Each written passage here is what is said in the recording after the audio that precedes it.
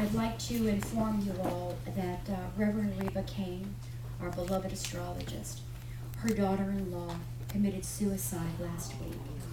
She leaves behind an autistic child and 2 other children. Reba is in town with her son and the children. And if you will all just please put her on your prayer list and make sure that you surround this family in light and love. May I also remind you that those of you that attend on a regular basis and are Harmony members for many, many years, if you will look back and just reflect on current events and what the master teachers have brought through, that you have always prayed weeks or days before some type of event. And the blessing of the children using surrogates, which were Ernie and Caitlin's children, Morgan and Aiden, was extremely, extremely apropos, giving just one fact that 60,000 babies in China, and the revolt that we had talked about, the mothers in China, we were given a heads up that they were going to be revolting about the children. Little did we know it was the formula, the tainted formula. And if they said 60,000, you can probably multiply that by another 10. We never get true statistics. But the recent transition of the place kicker for the Buccaneers, that 3-month-old child, it seems to me it's SIDS, sudden infant death syndrome. But irregardless, the work that we did prior to the tsunami, if you will remember, we said we were given the instructions that there was a massive tsunami coming, a massive loss of life, and we needed to pray for these people as they went into the light. Now all of these people are coming back. If you have not noticed the baby boom, and in our family alone, we are going to be great-grandparents and grandparents almost on the same day next March. I think that's worth 15 minutes on Channel 8, don't you?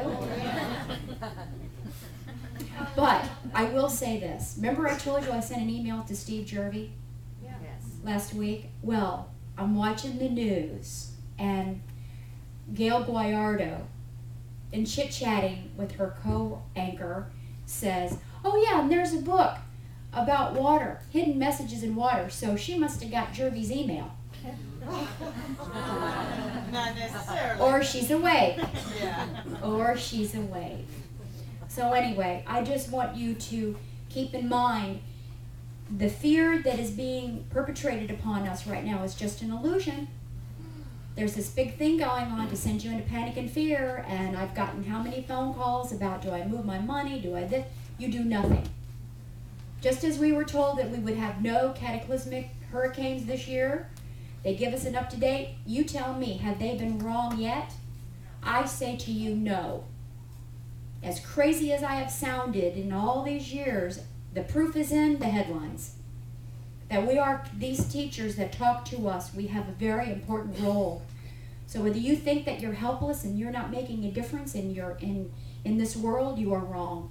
You are making a huge difference by showing up, by committing yourself to all spiritual things and practicing what you believe in. That's the only key to being able to get through this, because now they're bringing up Chavez and Venezuela and everything else. It's just strictly a fear tactic. So you just stay above it, you keep doing what you're doing, pray every day, eat, love, and pray. That's it. Our Harmony Gem this morning is on my favorite church bulletins and the bloopers of the secretaries that do the bulletins. And so the first one is the Fasting and Prayer Conference includes meals. The peacemaking meeting scheduled for today has been rescheduled due to a conflict. Remember in prayer the many who are sick of our community. Smile at someone who is hard to love. Say hell to someone who doesn't care much about you.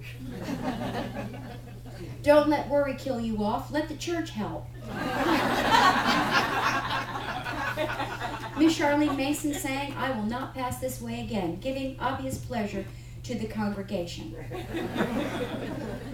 The pastor will preach his farewell message, after which the choir will sing, Break Forth into Joy.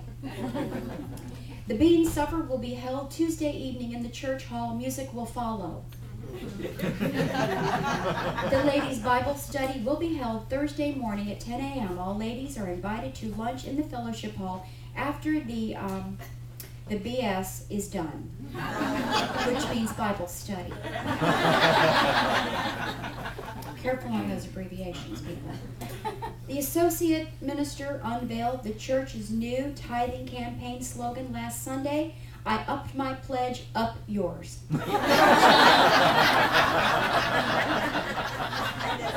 Ed, that should have been it. You know, God needs a little help, and harmony was good, but I upped my pledge, up yours. I'm loving that one. Our scripture lesson this morning is on moderation, and this is what I put into my actual daily life and living. You can have anything you want as long as you do it in moderation. From Philippians 4-5, we read, let your moderation be known unto all men. From the Buddhist, restraint in all things is good. From the Confucian, committing no excess, doing nothing injurious, there are few who will not in such case take you for their pattern.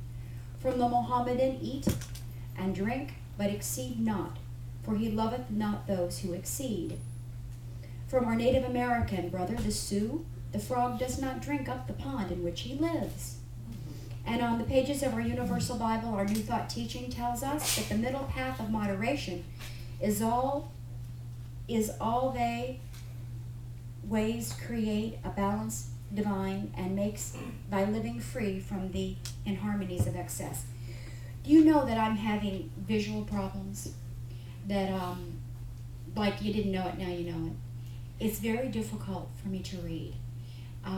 This medication keeps my eyes unfocused, and so it's a blessing that I haven't done more than I have. So I'll accept it. May this universal scripture lesson open into you the realization of the oneness of the All One.